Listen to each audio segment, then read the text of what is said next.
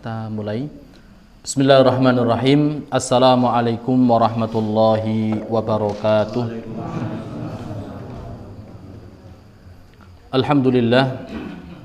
Alhamdulillahilladzi binikmatihi tatimmus salihat wa bifadlihi tatanazzalu al-khairati wal barakat wa bitaufiqihi tatahaqqaqu al-maqasidi wal ghayat.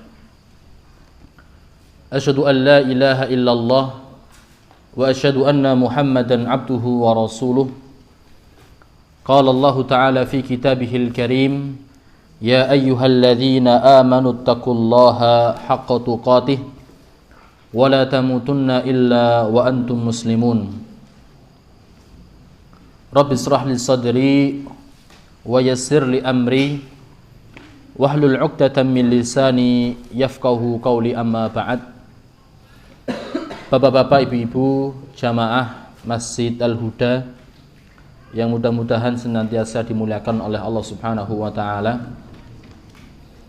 Tidak bosan-bosannya marilah kita memanjatkan rasa syukur kita kepada Allah Subhanahu wa taala biqaulina alhamdulillahi rabbil alamin, atas berbagai macam kenikmatan yang Allah Subhanahu wa taala berikan kepada kita. Di antaranya yaitu dengan turunnya air hujan pada malam hari ini. Mudah-mudahan hujan pada malam hari ini memberikan kemanfaatan dan memberikan keberkahan untuk kita semuanya. Allahumma amin ya rabbal alamin. Dan tidak ada sebuah kenikmatan yang melebihi kenikmatan iman dan Islam yang diberikan oleh Allah Subhanahu wa taala kepada hamba-hambanya yang terpilih dari golongan manusia, sehingga ketika seseorang mendapatkan nikmat iman dan nikmat Islam, maka tidak ada kata yang lebih indah kecuali bersyukur kepada Allah dengan semakin bertaqarrub kepada Allah Subhanahu wa taala dengan berbagai macam amal ibadah kepada Allah. Kemudian nikmat yang berikutnya, nikmat yang begitu banyak di antara hamba-hamba Allah Subhanahu wa taala yang lupa dan jarang untuk mensyukuri terhadap nikmat tersebut, ialah nikmat kesehatan dan nikmat kesempatan. Dan alhamdulillah nikmat kesehatan dan nikmat kesempatan tersebut mampu kita syukuri bersama dengan hadirnya kita di salah satu rumah dari rumah-rumah Allah Subhanahu wa taala, di antara taman dari taman-taman surga Allah Subhanahu wa taala di dalam kehidupan dunia ini. Mudah-mudahan ketika kita selalu senang, selalu semangat hadir di dalam majelis ilmu, mudah-mudahan kita semuanya nanti dikumpulkan kembali oleh Allah Subhanahu wa taala di dalam kehidupan akhirat, bersama-sama berbondong-bondong masuk ke dalam surga Allah Subhanahu wa taala. Allahumma amin ya rabbal alamin. Bapak-bapak, ibu-ibu jamaah yang dimuliakan oleh Allah Subhanahu wa taala, tentunya untuk mengawali kajian kita pada malam hari ini, mari kita selipkan satu doa untuk saudara-saudara kita yang mungkin pada saat ini banyak di antara saudara-saudara kita yang tertimpa musibah silih berganti, dari longsor, dari gempa, dan dari utang. Musibah napa mboten, Pak? Musibah nggih, Pak? Nggih, musibah. Karena salah satu penghalang seorang mujahid masuk ke dalam surga Allah Subhanahu wa taala dikarenakan hutangnya. Dan mudah-mudahan kita dimudahkan oleh Allah Subhanahu wa taala untuk bisa melunasi hutang kita, terutama hutang kita kepada Allah Subhanahu wa taala, yaitu napa? Menjadi hamba-hamba yang selalu napa? Beribadah kepada Allah Subhanahu wa taala. Itu hutang budi kita kepada Allah ketika Allah sudah memilih kita dari ribuan bahkan jutaan sel-sel telur gitu, Pak, yang saling balapan ke rahim seorang wanita. Dan kita dipilih oleh Allah Subhanahu wa taala ya dengan tujuan yang begitu agung. Untuk apa? liya'budun, agar kita semuanya bisa beribadah kepada Allah Subhanahu wa taala. Dan tentunya nikmat yang begitu luar biasa, kita diberikan kemudahan oleh Allah Subhanahu wa taala untuk selalu istiqomah menjalankan syariat-syariat Allah Subhanahu wa taala, di antaranya dengan hadir di masjid Allah Subhanahu wa taala. Dan yang berikutnya, mari kita berdoa kepada Allah Subhanahu wa taala, mudah-mudahan apa yang nanti kita pelajari bersama bisa menjadi ilmu yang bermanfaat, baik untuk agama kita, baik untuk dunia kita, ataupun untuk akhirat kita. Sehingga untuk mengawali kita pada pembelajaran malam hari ini, kita berdoa kepada Allah Subhanahu wa taala. Saya awali, monggo diikuti bersama-sama. Bismillahirrahmanirrahim. Allahumma inni as'aluka ilman nafi'an wa rizqan tayyiban wa amalan mutaqabbala. Ya Allah, ya Tuhanku, aku memohon kepadamu ilmu yang bermanfaat dan rezeki yang baik dan amalan yang diterima. Doa yang berikutnya, Bismillahirrahmanirrahim. Allahumma inni a'udzubika min ilmin la yanfa' wa min qalbin la yakhsha' wa min nafsin la tashba' wa min da'watin la yustajabu laha. Ya Allah, ya Tuhanku, aku berlindung kepadamu dari ilmu yang tidak bermanfaat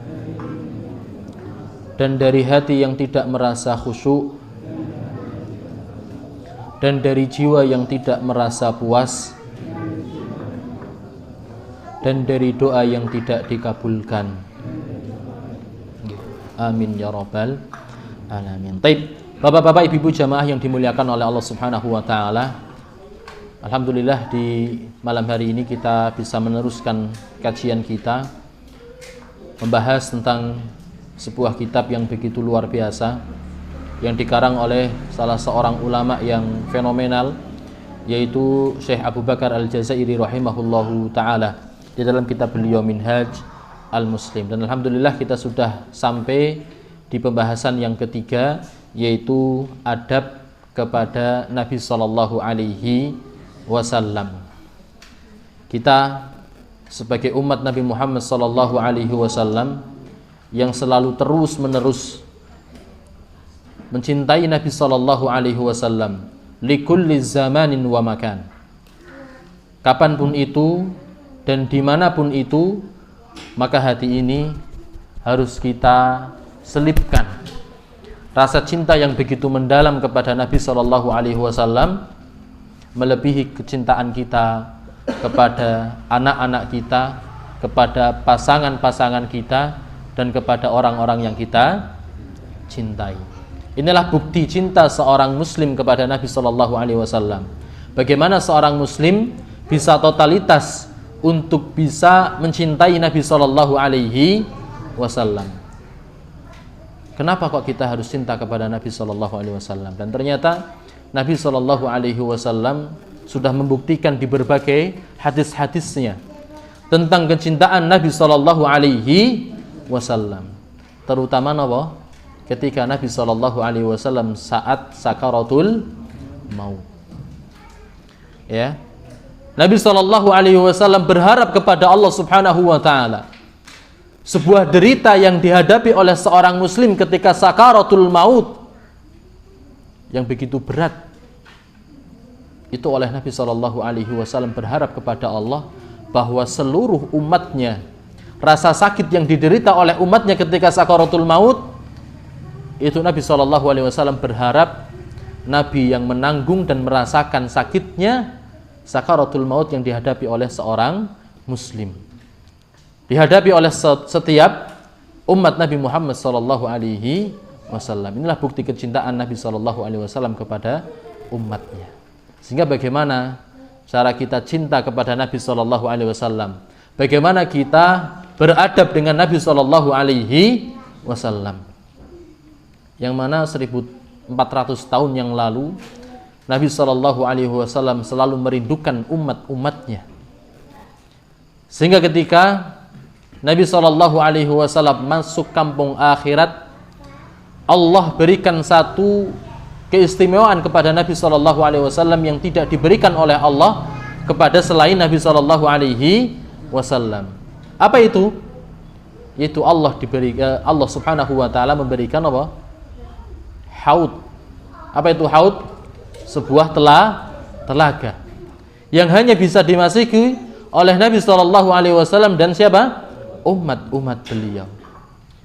Oleh karenanya sungguh merugi bagi orang-orang yang mengaku sebagai umat Nabi Muhammad SAW, tapi diri-diri mereka tercegah oleh malaikat Jibril untuk bisa masuk ke telaga Nabi SAW.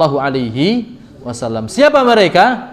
Yaitu orang-orang yang mengaku menjadi umat Nabi Muhammad SAW, tapi tidak mau menghidupkan sunnah-sunnah Nabi SAW. Orang-orang yang enggak mau merealisasikan sunnah-sunnah Nabi SAW, dan orang-orang yang mencemooh sunnah-sunnah Nabi SAW. Dan kita bisa lihat bersama di berbagai media sosial bagaimana orang-orang yang terang-terang mengaku sebagai umat Nabi Muhammad SAW, tapi mereka anti dan sensitif tentang masalah apa? Sunnah Nabi Muhammad SAW. Maka nikmat yang begitu luar biasa, kita diberikan sebuah kesempatan untuk bisa mempelajari sunnah-sunnah Nabi SAW. Terlebih lagi ketika kita mampu cinta kepada Nabi SAW diterapkan dengan sebuah adab-adab kepada Nabi SAW. Dan ternyata Imam Abu Bakar Al-Jazairi rahimahullahu ta'ala di dalam kitab beliau Minhajul Muslim sudah merangkum sedemikian rupa tentang adab-adab kepada Nabi SAW. Setidaknya ada 8 poin ya yang menjadi titik temu bagi Imam Abu Bakar Al-Jazairi untuk mewujudkan adab kepada Nabi SAW walaupun Nabi SAW sudah meninggal dunia.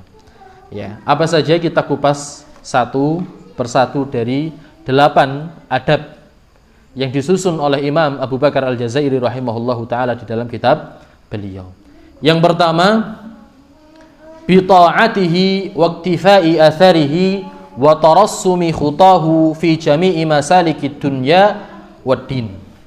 Adab yang pertama yang harus diusahakan oleh seorang muslim, dan ini sudah kita bahas pada pertemuan sebelumnya, yaitu dengan cara menaati, meneladani dan mengikuti Nabi SAW. Tidak hanya itu, akan tetapi mengikuti jejaknya dalam segala urusan dunia dan agama.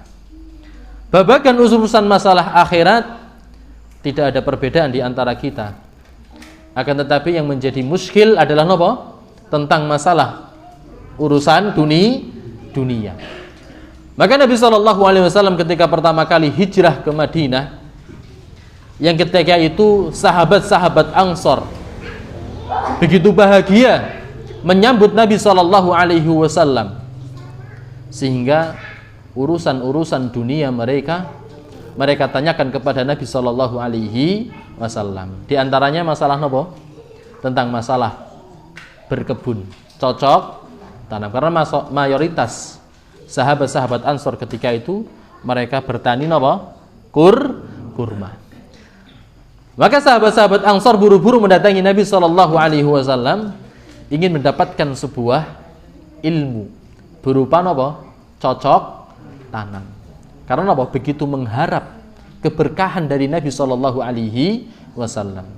Dan ternyata ketika Nabi SAW memberikan sebuah ilmu, ternyata ya hasilnya berbeda.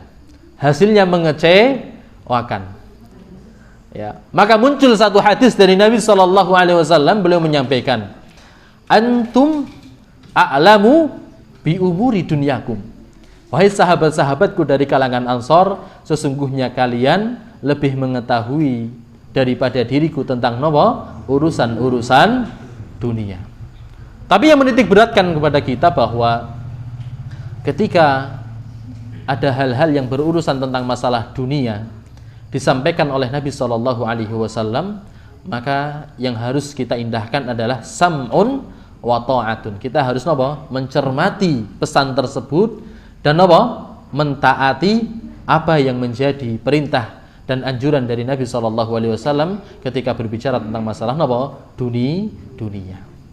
Oleh karenanya Allah Subhanahu Wa Taala menurunkan satu ayat di dalam Al-Quran yang berbicara tentang masalah fas'alu ahla dzikri in kuntum la ta'lamun. Maka pertanyaannya, Bu, di dalam Al-Quran itu ada ayat yang menjelaskan tentang resep bikin sayur kangkung enak napa mboten, Bu? Wonten napa mboten, Bu? Pak, di dalam Al-Quran ada tidak ayat yang menjelaskan tentang bagaimana bercocok tanam yang baik? Ada napa mboten? Semua permasalahan dunia itu sudah dijawab oleh Allah Subhanahu wa taala di dalam sebuah ayat, yaitu napa? Fas'alu ahla dzikri in kuntum la ta'lamun. Solusinya, resepnya, Pak, itu napa? Bertanyalah kepada orang-orang yang memiliki pengetahuan. Kita pengen bercocok tanam, kita tanya kepada siapa? Ahli pertanian. Kita pengen napa? Ya, ibu-ibu nggih, resep-resep masakan. Yuk kita tanyanya kepada siapa? Ahli gizi, gitu nggih. Ya, kepada chef, gitu nggih. Ya. Apapun urusan kita tentang masalah dunia, Allah sudah memberikan sebuah solusi, yaitu dengan cara bertanya kepada siapa? Ahlinya. Inilah bentuk kasih sayang Allah Subhanahu wa taala kepada kita semuanya. Kemudian yang berikutnya, ya, yang kedua, alla yuqaddima ala hubbihi wa tawqirihi wa ta'dimihi hubba mahlukin, yaitu bagaimana seseorang bisa cinta, hormat dan memuliakan terhadap beliau tidak dikalahkan dengan kecintaan kita, rasa hormat kita dan rasa memuliakan kita terhadap makhluk yang lainnya. Inilah adab yang kedua. Ketika seseorang ingin beradab kepada Nabi Shallallahu Alaihi Wasallam, yaitu menaruh rasa cinta, rasa hormat, rasa mulia kepada Nabi Shallallahu Alaihi Wasallam yang tidak bisa terkalahkan oleh kecintaan dan rasa hormat kita kepada selain Nabi Shallallahu Alaihi Wasallam. Ya, apalagi mohon maaf, ini menyangkut tentang masalah urusan dunia kita. Bagaimana kita dituntut untuk hormat terhadap bendera. Ini mohon maaf nih. Ya. Walaupun ini hanya sebuah benda. Tapi kita dituntut untuk hormat. Ini saja kita diperintahkan untuk berhormat, apalagi kepada Nabi Sallallahu Alaihi Wasallam. Itu. Ya. Kemudian yang ketiga, yaitu muwalatu man kana yuwali, yaitu mencintai siapa saja yang beliau cintai dan memusuhi siapa saja yang beliau musuhi. Begitu pula senang dan apa saja yang beliau senangi dan marah terhadap apa saja yang beliau murkai. Inilah cara kita, ya, untuk beradab kepada Nabi Sallallahu Alaihi Wasallam. Bagaimana Nabi Sallallahu Alaihi Wasallam begitu cinta kepada sahabat-sahabatnya, sehingga kita dituntut untuk cinta kepada sahabat-sahabat Nabi Sallallahu Alaihi Wasallam. Walaupun sahabat-sahabat Nabi Sallallahu Alaihi Wasallam tidak bisa terlepas dari sebuah kesalahan. Kita mengenal sebuah peristiwa yang begitu besar. Tidak jarang dari sahabat-sahabat Nabi Sallallahu Alaihi Wasallam yang darah-darah mereka tertumpah di dalam peristiwa tersebut, yaitu di dalam perang Siffin. Ya. Antara siapa? Muawiyah bin Abi Sufyan dan Ali bin Abi Thalib. Maka ketika kita membaca, ya, bagaimana perang Siffin terjadi, maka jangan sampai di dalam hati kita tumbuh rasa benci kepada sahabat-sahabat Nabi Sallallahu Alaihi Wasallam. Inilah bentuk cinta dan bentuk adab kita kepada siapa? Nabi Sallallahu Alaihi Wasallam. Kemudian yang berikutnya, yang keempat adalah ijlalu ismihi, memuliakan dan menghormati sewaktu menyebut Nabi sallallahu alaihi wasallam. Dan ini poin yang akan kita bahas pada pertemuan kali ini, mengawali jawaban dari sebuah pertanyaan yang disampaikan oleh salah satu jamaah kita yang qadarullah pada kesempatan malam hari ini ya belum ataupun tidak hadir, yaitu tentang masalah nopo kata-kata sayyidina. Seringkali kita ya menyebutkan nama Nabi sallallahu alaihi wasallam dengan mengawali dengan kata-kata nopo sayyidina. Apa itu makna daripada sayyidina? Yaitu tuan kami. Ya. Maka ada sebuah artikel yang membahas tentang masalah kata sayyidina. Ya. Bahwa kata sayyidina ya, kita harus tinjau dari dua hal. Yang pertama, kita harus bedakan tentang apakah menyebutkan nama Nabi Shallallahu Alaihi Wasallam itu di dalam masalah ibadah ataupun di luar ibadah. Kemudian yang kedua, apakah kata sayyidina itu mengandung sebuah takzim, penghormatan kepada Nabi Shallallahu Alaihi Wasallam melebihi penghormatan kepada Allah Subhanahu wa Ta'ala. Maka kita tinjau dari sisi yang pertama. Ketika kita menyebut nama Nabi Shallallahu Alaihi Wasallam, kita sisipkan dengan kata-kata sayyidina di dalam masalah ibadah, maka hukumnya haram. Hukumnya apa? Haram. Semisal ketika kita tasyahud akhir, ketika kita mengucapkan apa? Mohon maaf. Ketika kita menyebutkan apa? Salawat Ibrahimiyah, Allahumma salli ala Muhammad, maka kita tidak boleh menambahkan dengan lafadz Allahumma salli ala sayyidina Muhammad. Maka hukumnya apa? Haram. Karena hal tersebut tidak pernah dicontohkan oleh sahabat-sahabat Nabi Shallallahu Alaihi Wasallam. Tidak pernah dicontohkan oleh kalangan tabi'in. Begitu pula oleh kalangan tabi'in. Sementara tiga generasi ini merupakan generasi emas umat ini, generasi terbaik yang mendampingi Nabi Shallallahu Alaihi Wasallam. Sehingga ada sebuah kaidah, lau kana khairan lasabakuna ilaih. Kalau seandainya kita melafatkan di dalam tasyahud kita, di dalam salawat Ibrahimiyah kita sisipkan kata sayyidina. Ya. Kalaulah seandainya sahabat-sahabat tahu tentang keutamaan tersebut, tentu mereka sudah mengawali terlebih dahulu menyisipkan kata sayyidina di dalam apa? Salawat kepada Nabi Sallallahu Alaihi Wasallam. Akan tetapi apa? Tidak ada satu riwayat pun yang menjelaskan bahwa sahabat Nabi Sallallahu Alaihi Wasallam pernah menyisipkan kata sayyidina di dalam apa? Salawat kepada Nabi di dalam ibadah-ibadah mereka. Ketika apa? Kita menyanjung Nabi, menyebut nama Nabi di dalam ibadah kita, maka tidak boleh kita sisipkan apa? Sayyidina. Bisa dipahami nggih? Adapun di luar daripada itu, ketika kita menyebutkan nama Nabi Shallallahu Alaihi Wasallam, walaupun tidak disebutkan di dalam teks tersebut nama Nabi, ya menggunakan sayyid, maka kita boleh ya menambahkan dengan kata apa? Sayyidina. Bisa dipahami sampai sini? Dan yang menjadi sebuah persoalan adalah jangan sampai kita lupa untuk bersolawat kepada Nabi Shallallahu Alaihi Wasallam ketika disebutkan di hadapan kita nama Nabi Shallallahu Alaihi Wasallam. Oleh karenanya Nabi Shallallahu Alaihi Wasallam pernah bersabda, al-bakhilu man dzukirtu indah falam yusalli alayya.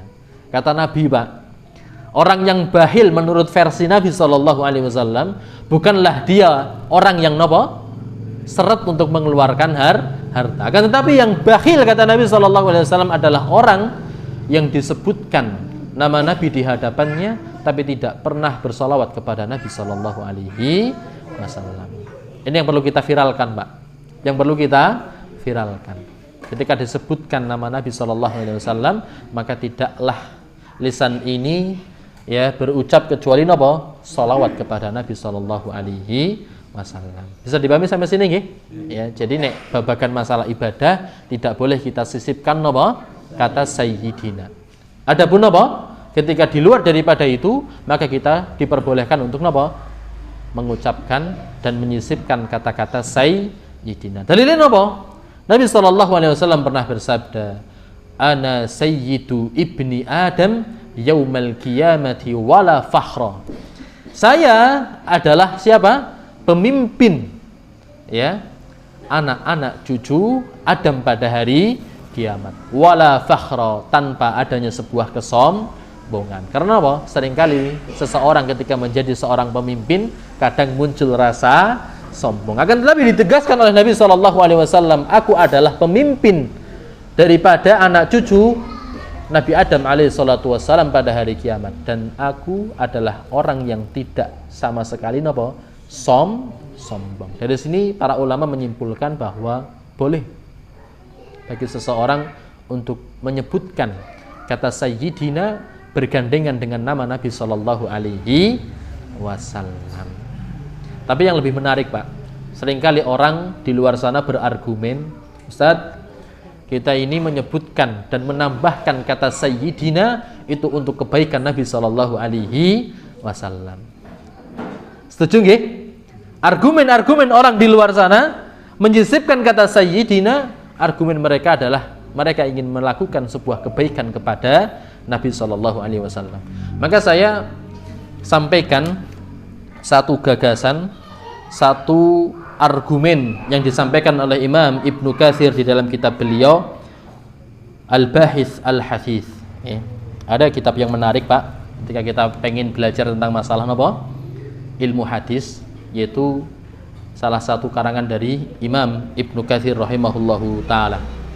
Ya, kita buka kitab beliau tentang ilmu hadis. Ini argumen yang sudah turun-menurun dari zaman dulu. Argumennya sama, Pak. Apa yang disebutkan oleh Imam Ibnu Katsir? Ya, menceritakan bahwa boleh bagi seseorang untuk membuat hadis palsu sekalipun untuk menyanjung siapa? Nabi Shallallahu Alaihi Wasallam. Ini, Pak, argumennya dari siapa? Imam Ibnu Katsir, pemilik tafsir Ibnu Katsir. Beliau menyimpulkan, minhum az-zanadiqah, di antara orang-orang yang membuat ya hadis-hadis palsu adalah siapa? Orang-orang dari kalangan zanadiqah. Yang kata Nabi Shallallahu Alaihi Wasallam, ulaika kalalib, ya, ahlin nar, anjing-anjingnya siapa? Neraka. Wa minhum al-muta'abbidun, di antaranya adalah siapa? Ya, ahli-ahli ibadah, Pak. Ini menandakan bahwasanya napa? Ya, ahli ilmu derajatnya lebih tinggi daripada napa? Ahli ibadah. Ahli ibadah mengatakan yahsabuna annahum yuhsinuna sun'a. Mereka membuat hadis-hadis palsu untuk menyanjung Nabi Shallallahu Alaihi Wasallam. Mereka beranggapan bahwa apa yang mereka lakukan itu merupakan sebuah kebaikan. Ini argumen mereka, Pak.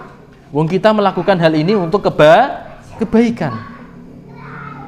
Yad'una ahaditsa fiha targhibun wa targhib. Yang mana mereka membuat hadis-hadis palsu, ya, perkataan-perkataan yang baru dengan tujuan untuk apa? Kebaikan Nabi Shallallahu Alaihi Wasallam, baik di dalam anjuran ataupun sebuah peringatan. Wa fi badai al-a'mal, dan di dalam masalah napa? Hadis-hadis yang berbicara tentang masalah napa? Keutamaan amal. Ya. Walaupun napa? Hadis-hadis ketika berbicara tentang masalah fadail a'mal, Pak, tentang keutamaan napa? Amal. Ketika hadis tersebut derajatnya dhaif, bukan palsu, Pak, kita boleh napa? Mengamalkan hadis tersebut. Jadi ketika ada hadis yang berbicara tentang masalah keutamaan amalan, amal ini pahalanya sekian, ya, amalan ini keutamanya seperti ini, maka ketika hadis tersebut derajatnya dhaif, maka boleh nopo kita amalkan. Bisa dipahami nggih? Tapi nih hadis palsu haram bagi kita untuk nopo mengamalkan. Ya. Wa haula'i ta'ifatu minal qaramiyah. Ya, di antaranya adalah siapa? Ya, kelompok-kelompok qaramiyah. Niki. Ya. Apa argumen mereka? Argumen mereka, fa'ala hadza niki nggih. Mereka melakukan hal yang ini lima yahsulu bi dhururihim minal ghirrati ala katsiri mimman ya'taqiduna salahahum. Mereka beranggapan bahwasanya apa yang mereka lakukan itu untuk kemaslahatan. Agar apa? Semua orang terpacu untuk cinta kepada Nabi sallallahu alaihi wasallam. Ini argumen mereka, Pak. Alasan mereka. Fayadunnuna sidqahum, dan mereka mengira bahwa apa yang mereka lakukan itu benar. Wahum syarrun min kulli kadzabin fi hadzal bab. Sementara apa? Oleh Imam Ibnu Katsir disampaikan, orang yang punya persepsi seperti ini, Pak, itu merupakan orang yang paling buruk. Jangan sampai kita terbuai dengan sebuah perkataan, kita mencantumkan kata Sayyidina di dalam berbagai redaksi, kita ingin menyanjung Nabi SAW. Itu untuk kebaikan siapa? Nabi SAW. Maka saya sampaikan, kebaikan kita kepada Nabi SAW yaitu apa? Mengikuti sunnah Nabi SAW dengan tanpa menambahkan sesuatu pun dari Nabi SAW. Makanya disinggung oleh Nabi SAW ketika ada seseorang yang mengatakan pengen berbuat baik kepada Nabi, tapi menambah-nambahkan syariat Nabi SAW, beliau menyimpulkan dengan sebuah hadisnya, man kadzdzaba alayya muta'ammidan, barang siapa yang dia berdusta dengan sengaja atasku, falyatabawwaq maq'adahu minan nar, maka saya persilahkan baginya untuk memilih, ya, dipersilahkan oleh Nabi SAW untuk memilih satu tempat di dalam neraka Allah Subhanahu wa Ta'ala. Maka bagaimana posisi kita? Maka posisi kita sebagaimana posisi para ulama, yaitu apa? Memiliki sifat ikhtiyaton. Apa itu ikhtiyaton? Berhati-hati. Nah, ini masih diperdebatkan oleh para ulama, lebih baik kita tinggalkan. Ya sudah, ketika kita bersolawat kepada Nabi, ya sudah, kita menyesuaikan dengan apa? Sebuah syariat. Maka di dalam kitab sifat salat Nabi SAW ada 7 riwayat yang menjelaskan tentang masalah apa? Solawat kepada Nabi SAW. Dan di antaranya ada 3 yang paling masyhur. Yang pertama apa?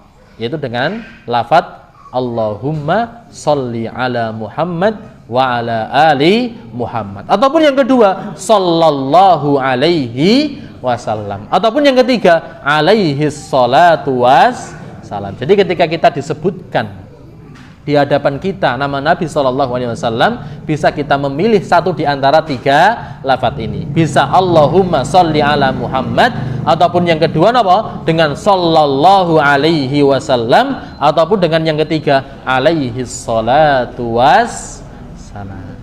Bisa dipahami nggih sampai sini nggih? Ya, inilah cara kita mengagungkan dan memuliakan nama Nabi sallallahu alaihi wasallam. Kemudian yang berikutnya, wasti'dhamihi wa takdirihi syama'ilihi wa fadailihi, yaitu menilai beliau sebagai pribadi yang begitu agung serta mengakui kesempurnaan dan keutamaan Nabi sallallahu alaihi wasallam. Inilah yang dibuktikan oleh sahabat-sahabat Nabi sallallahu alaihi wasallam. Maka saya pernah melihat dan mendengarkan satu kajian yang dibahas oleh guru kita, yaitu Ustadz Khalid Basalamah, ya, menceritakan salah satu kisah bagaimana bukti sahabat-sahabat Nabi SAW begitu mengagungkan nama Nabi SAW. Maka diceritakan di dalam sebuah riwayat di dalam kitab Siyar A'lamin Nubala, ada seorang sahabat Nabi SAW. Beliau adalah kakak beradik yang ketika itu selepas perang Uhud, ya, 2 orang kakak beradik ini mendapatkan sebuah luka yang begitu luar biasa, tidak bisa berjalan. Pulang itu dengan cara apa? Ditandu. Karena apa? Semua, ya, tubuhnya penuh dengan apa? Luka. Minimal, Pak, di perang Uhud ketika itu apa? Kaum muslimin mendapatkan sebuah kekalahan. Minimal seorang sahabat itu terluka dengan 7 sayatan pedang. Itu paling apa? Minimal. Bisa dibayangkan nggih, kita ke perang satu saja itu sudah ini berapa Pak? Minimal 7. Sementara Thalhah bin Ubaidillah ya, yang terkenal dengan apa? Bangkai yang hidup. Okay. Syahid yang masih hidup. Karena apa? Beliau terluka dengan 72 sayatan pedang, Pak. Berapa, Pak? Ya, 70 apa? Sayatan pedang. Dan di antara jari-jari beliau apa? Protol, Pak. Karena apa? Kena sayatan pedang. Tuh, Pak.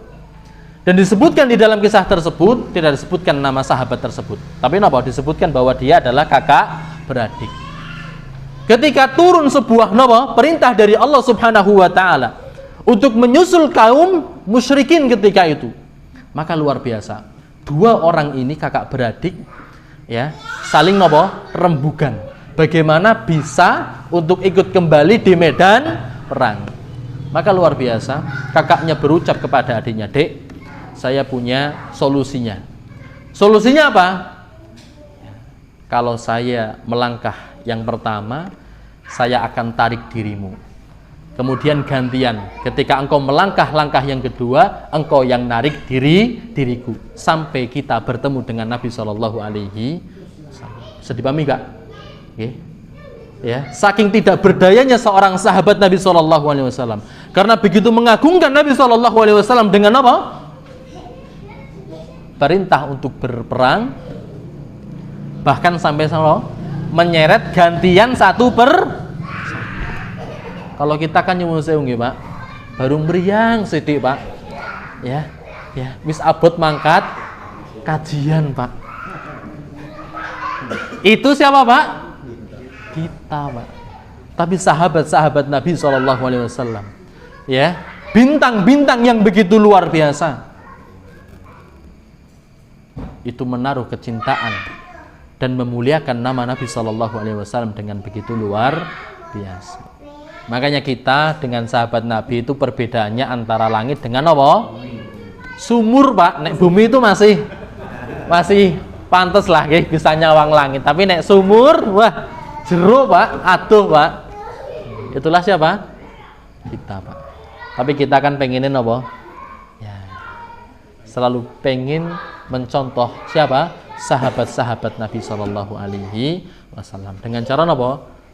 Menghidupkan sunnah Nabi sebagaimana Nabi, ya, sebagaimana sahabat-sahabat Nabi, ya, menghidupkan sunnah Nabi Shallallahu Alaihi Wasallam. Kemudian yang berikutnya,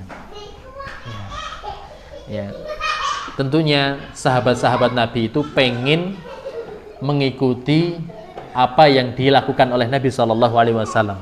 Begitu juga, ya, diantaranya dengan cara mengikuti bagaimana Nabi Shallallahu Alaihi Wasallam berdoa.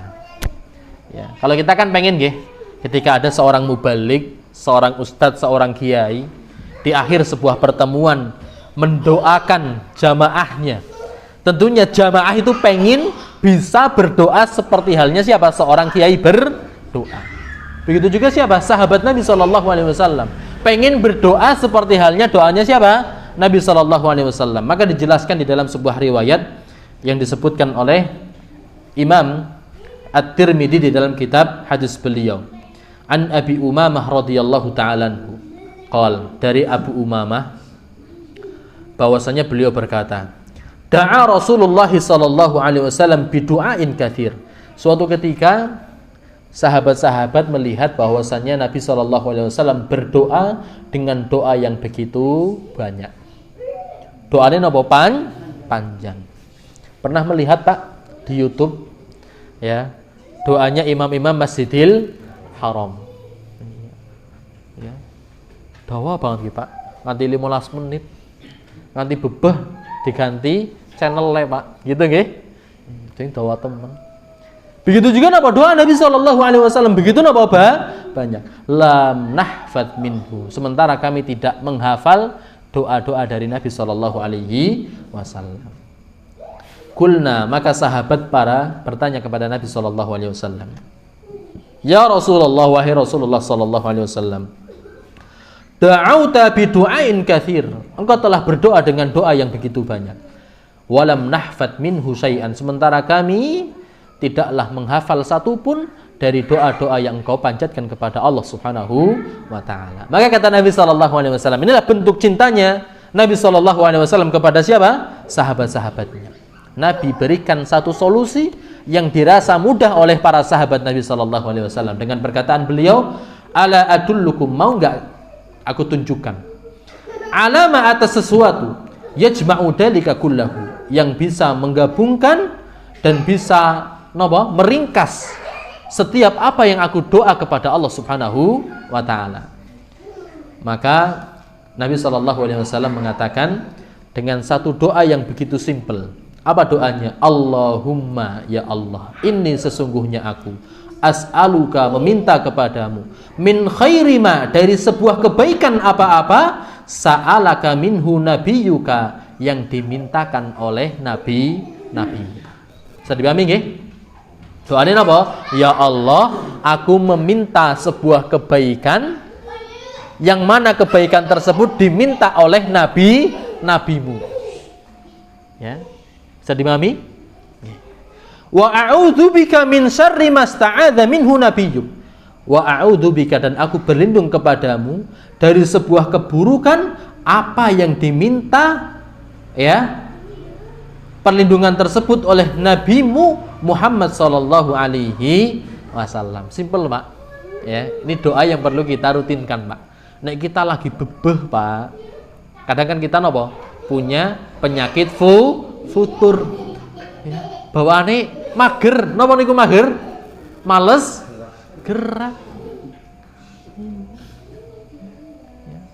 Kon mamah sega be angel.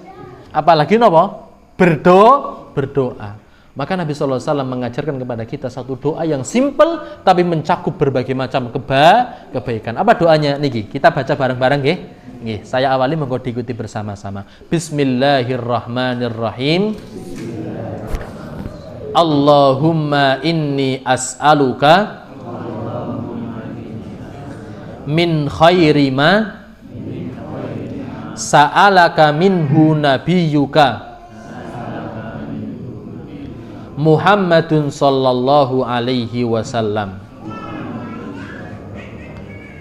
wa a'udzu bika min syarri ma ista'adza minhu nabiyyuka Muhammadun sallallahu alaihi wasallam,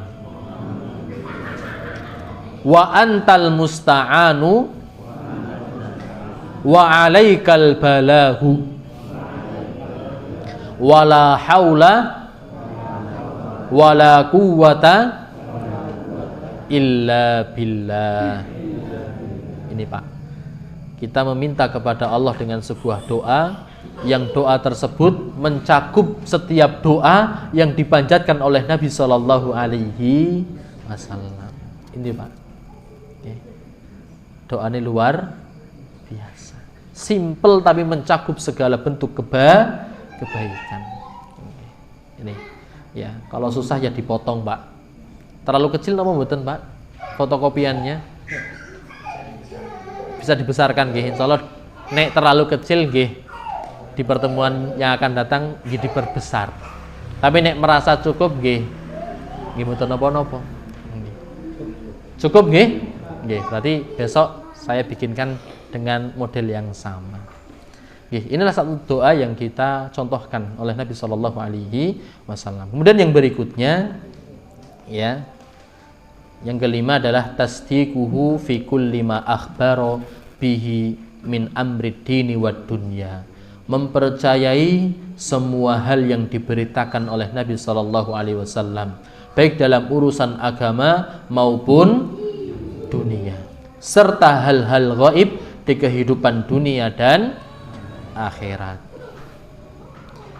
Maka orang-orang yang memiliki sebuah kepercayaan tinggi kepada Nabi Shallallahu Alaihi Wasallam, maka dia tergolong ke dalam golongan siapa? As-Siddiqin. Siapa, Pak? As-Siddiqin. Siapa itu As-Siddiqin? Orang-orang yang selalu membenarkan apa yang datang dari Nabi Shallallahu Alaihi Wasallam, sebagaimana Abu Bakar, mempercayai Nabi SAW ketika peristiwa Isra wal Mi'raj, sehingga beliau dijuluki sebagai apa? As-Siddiq. Ini Pak, zaman dulu Pak, ketika listrik belum masuk, ketika kendaraan belum ada, ya, ketika disebutkan salah satu hadis Nabi SAW yang berbicara tentang masalah apa? Tanda-tanda kiamat, ya. Di hadis Jibril itu kan dijelaskan, ya, ketika Jibril bertanya kepada Nabi SAW tentang tanda-tanda apa? Kiamat, maka disebutkan oleh Nabi SAW di antaranya apa? Wa antaral khufatal urata yatatawwaluna fil bunyan. Kalian akan melihat di antara tanda-tanda datangnya kiamat, kalian melihat orang-orang yang nopo dulunya tidak beralas kaki, telanjang dada, mereka nopo berlomba-lomba untuk membangun bangunan yang begitu tinggi. Maka sekarang pertanyaannya, di dunia ini Pak, yang berlomba-lomba meninggikan bangunan di mana Pak? Di mana Pak? Di Indonesia Pak? Di Barat Pak? Tidak. Tapi nopo di Arab. Burj Khalifa. Kemudian di samping Ka'bah nopo? Menara nopo? Menara jam nggih. Ya, namanya nopo? Ya, mudah-mudahan kita diberikan sebuah kemudahan untuk bisa menziarahi Masjid Haram dan Masjid Nabawi. Amin ya rabbal alamin. Bisa kita lihat ya, bangunan-bangunan yang begitu menjulang tinggi bisa kita dapati di mana? Di tanah-tanah Arab. Sementara pada zaman dulu, ya, orang-orang Arab itu terkenal bahwa mereka tidak pernah beralas kaki dan tidak pernah menggunakan apa? Baju. Makanya dulu ketika ada orang Arab singgah ke Persia, itu diece, ya, oleh siapa? Orang-orang Persia. Kenapa? Karena apa? Orang-orang Arab ketika itu merupakan orang-orang yang primitif, serba terbelakang. Tapi luar biasa bisa kita lihat sekarang ini. Bahkan MBS, kenal nggih Pak dengan MBS nggih Pak? Siapa itu MBS? Muhammad bin Salman. Itu punya satu gagasan di tahun 2030 menjadikan Arab Saudi menjadi kiblat dunia dalam segala hal. Ingin merubah sebuah padang pasir menjadi perkotaan terbesar di atas muka. Ini tanda-tanda kiamat. Ya. Kenapa kok kita percaya? Ya, karena sudah terbukti. Ya. Oleh karenanya di antara adab kita kepada Nabi sallallahu alaihi wasallam yaitu mempercayai segala bentuk apa yang datang dari Nabi sallallahu alaihi wasallam, baik yang sudah terjadi ataupun yang belum terjadi. Nggih, Bapak-bapak, Ibu-ibu jamaah yang dimuliakan oleh Allah, kita rehat sejenak, kita azan terlebih dahulu, dan insyaallah setelah itu kita lanjutkan kembali.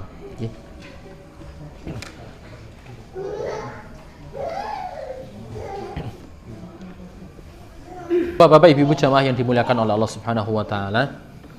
Kemudian keterangan yang berikutnya yang disampaikan oleh Allah Subhanahu wa taala di dalam Al-Qur'an sebagai bentuk penegasan kepada Nabi sallallahu alaihi wasallam. Sehingga Allah Subhanahu wa taala abadikan di dalam sebuah ayat di dalam surat Al-A'raf ayat 188. Ya. Allah Subhanahu wa taala menyampaikan, "Qul, katakanlah wahai Muhammad, la amliku li nafsi naf'an wala darran." Sesungguhnya di dalam diriku tidak bisa mendatangkan sebuah kebaikan dan tidak bisa menolak sebuah keburukan. Illa masya Allah, kecuali apa-apa yang sudah dikehendaki oleh Allah Subhanahu wa taala. Dari sini kita paham bahwasanya Nabi sallallahu alaihi wasallam tidak bisa memberikan kemanfaatan dan tidak bisa menolak sebuah kemadharatan kecuali Nabi sallallahu alaihi wasallam mendapatkan sebuah anugerah dari Allah Subhanahu wa taala.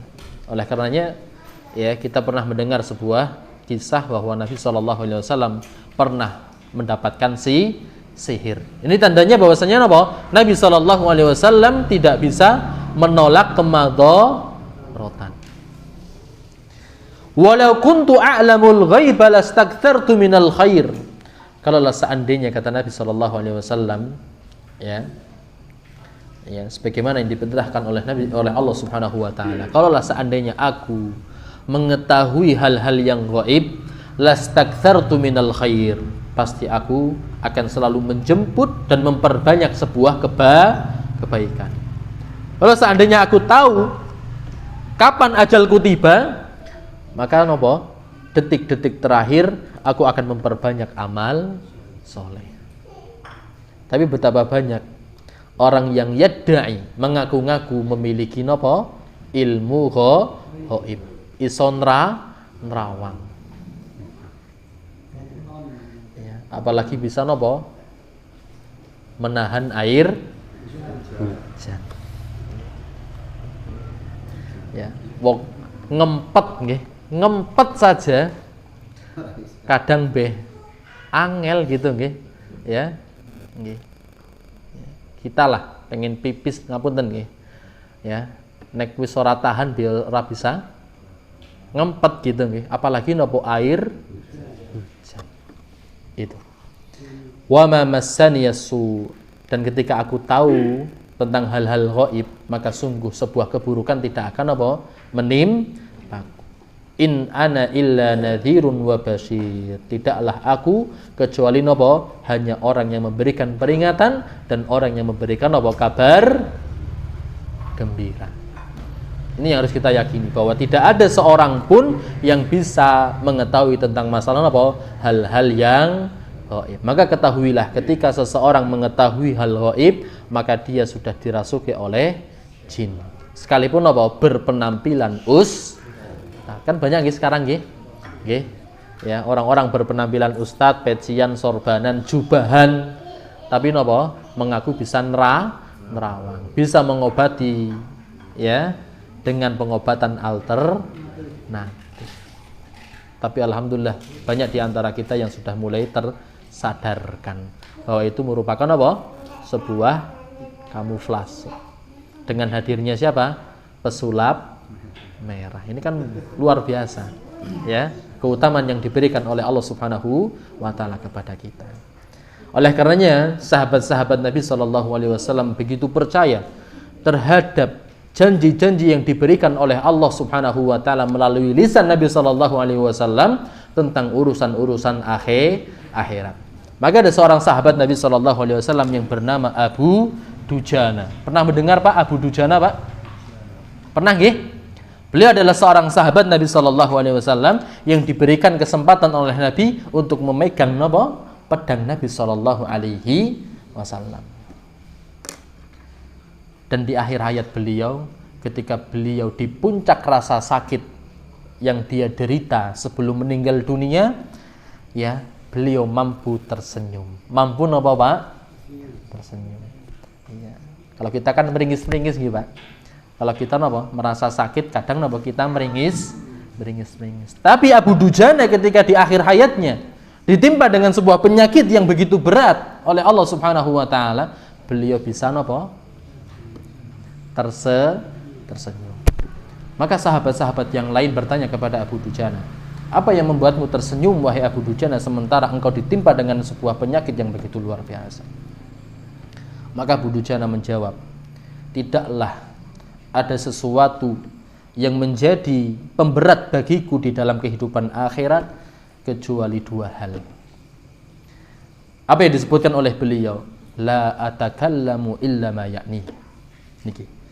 Modal terbesar Abu Dujana ketika berada di gerbang kematian, dihadapi dengan senyuman yang begitu lebar, beliau memiliki dua amalan yang istimewa. Apa yang pertama? Yaitu beliau tidaklah terucap dari lisan beliau kecuali sesuatu yang baik dan sesuatu yang bermanfaat. Kalau kita kan asik gitu, Pak, jagongan karo kancane cerita ngalor ngidul, padahal apa? Belum tentu apa yang kita ceritakan itu benar, hanya sebatas bumbu tok, ya. men direngoknane main. Tapi ini bekal daripada Abu Dujana, beliau tidaklah berucap kecuali ucapannya mengandung kebaikan dan mengandung sebuah manfaat. Kemudian yang kedua, wa anna qalbi lil muslimina salima. Dan sesungguhnya hatiku terhadap orang-orang muslim itu merupakan hati yang selamat. Dalam artian apa? Tidak pernah iri, tidak pernah dengki, tidak pernah hasad, tidak pernah cemburu. Nek kita kan masih nggih Pak? Cemburuan masih nggih Pak? Ya. Hasad kadang-kadang nggih Pak? Oh sering nggih Pak? Nggih. Iri jarang nggih Pak? Oh sering. Wah. Iya. Ya, ini nek ya kayak Abu Dujana ini kita belum bisa nggih Pak. Ya, mau bertemu malaikatul maut bisa tersenyum. Tapi mudah-mudahan kita semuanya dengan semangat ngaji kita, mudah-mudahan kita bisa menjemput ajal kita dengan menyandang gelar husnul khotimah. Ini titel terbesar dan terbaik dan termulia Pak, menyandang gelar husnul khotimah. Mudah-mudahan kita semuanya diberikan kemudahan oleh Allah Subhanahu wa taala untuk bisa selalu beribadah kepada Allah Subhanahu wa taala dengan cara mencintai sebuah kebaikan dan mencintai orang-orang yang selalu dalam kebaikan. Maka ada sebuah doa, mohon maaf sepertinya ya saya belum cantumkan salah satu doa daripada siapa? Nabi Dawud alaihi salatu wassalam. Doanya Allahumma inni as'aluka. Ini doanya nih, insyaallah besok kami akan cetakkan. Apa doanya? Allahumma inni as'aluka, ya Allah aku meminta kepadamu hubbak, yaitu rasa cinta yang begitu mendalam kepada dirimu, wa hubba man yuhibbuk, dan rasa cinta kepada orang-orang yang selalu cinta kepadamu. Karena seringkali kita hasad Pak, kita melihat saudara kita penuh dengan kebaikan, ya kita hasad, pengennya dia nggak berbuat baik, kita saja yang berbuat baik. Itu yang nggak boleh. Tapi misalnya kita hasad, kita iri kepada saudara kita dalam kebaikan, sementara kita nggak pengen kebaikan tersebut hilang daripada teman tersebut, maka diperbolehkan. Dan itu diistilahkan ghibthah. Pernah mendengar istilah ghibthah nggih? Itu merupakan hasad yang diperbolehkan. Mudah-mudahan kita bisa sambung lagi di pertemuan yang akan datang. Kita cukupkan untuk pertemuan kita pada malam hari ini.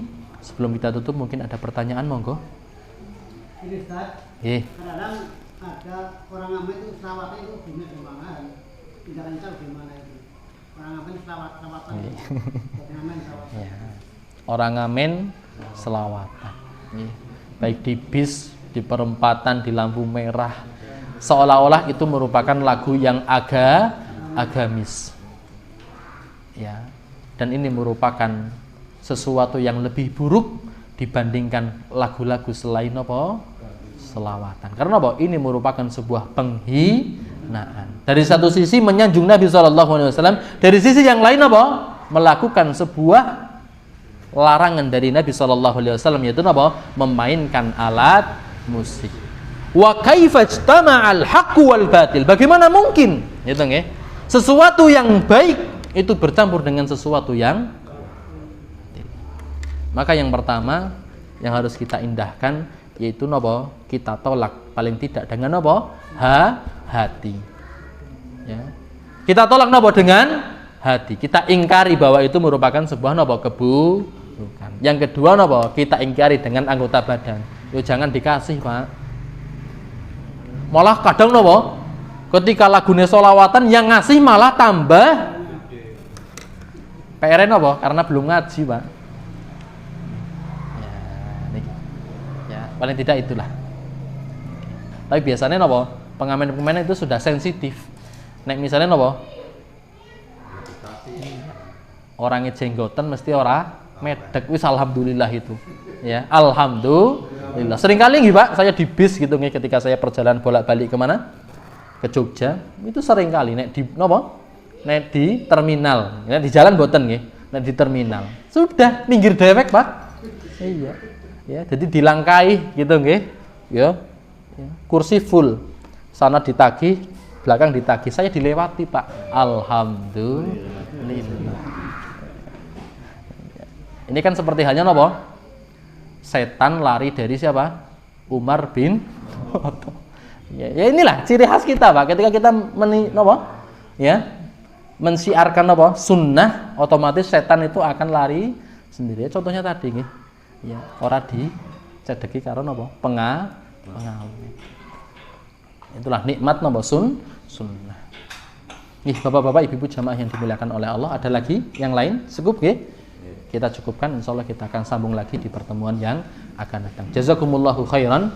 Mari kita tutup bersama dengan bacaan hamdalah dan doa kafaratul majlis. Alhamdulillahirabbil alamin. Subhanakallahumma bihamdika asyhadu an la ilaha illa anta astaghfiruka wa atubu ilaik. Assalamualaikum warahmatullahi wabarakatuh.